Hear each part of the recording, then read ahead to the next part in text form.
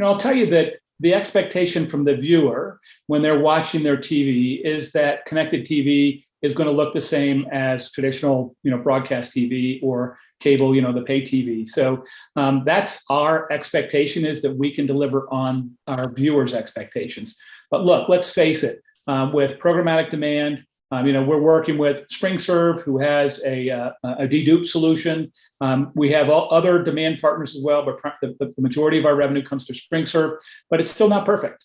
And so the one thing I will say is that while seeing the same ad twice in the same pod is not a great experience, and that's certainly something we don't want to see often, and the viewer doesn't want to see often, I think there's only one thing worse than that, and that's slate.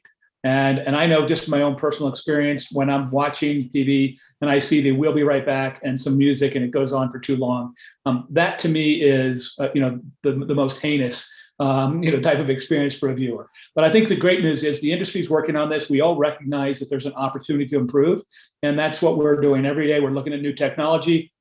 We're looking at ways that we can implement better partners and technology to reduce any type of ad duplication.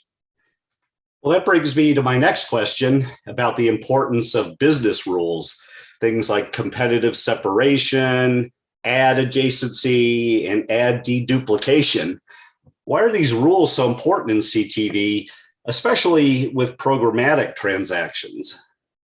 Yeah, and so that comes to the other side of the broadcast or the stream equation, which is the advertiser side. So I don't really think a viewer cares if they see an ad for a Chevy product next to an ad for a Ford product.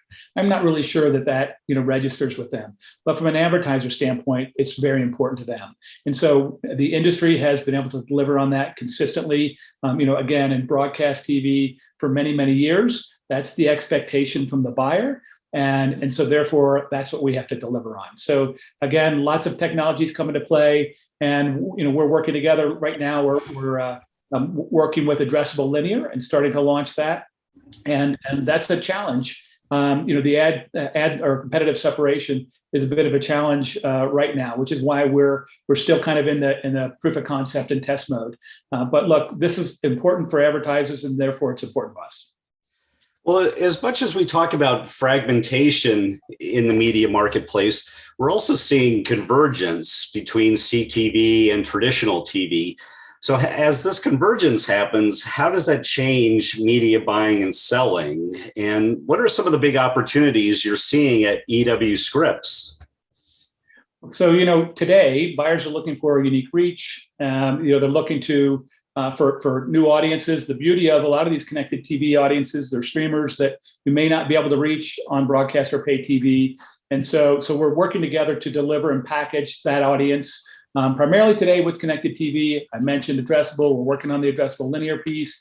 And then, we can't forget that, ATSC 3.0 or next gen TV, we have that type of addressable inventory that'll be coming online here in the near future.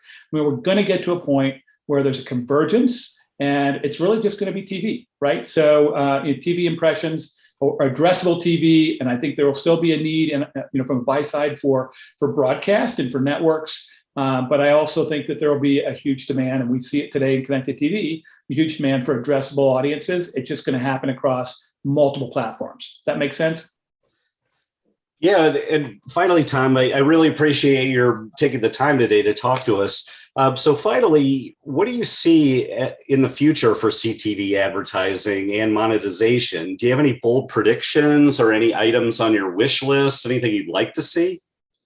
Well, I don't know if I wouldn't call it a bold prediction, but I'd say it's a want. I look forward to the day when we can easily, right, and efficiently be able to sell those addressable audiences wherever they may be occurring, right? If it's on addressable linear, if it's on connected TV, if it's on 3.0, that we can put all that together with our broadcast, linear audiences as well, and deliver these cross-screen packages to our advertisers with ease and efficiency, and also attribution, right? John Wanamaker said years ago, 50% of his ad budget doesn't work, just doesn't know which 50%.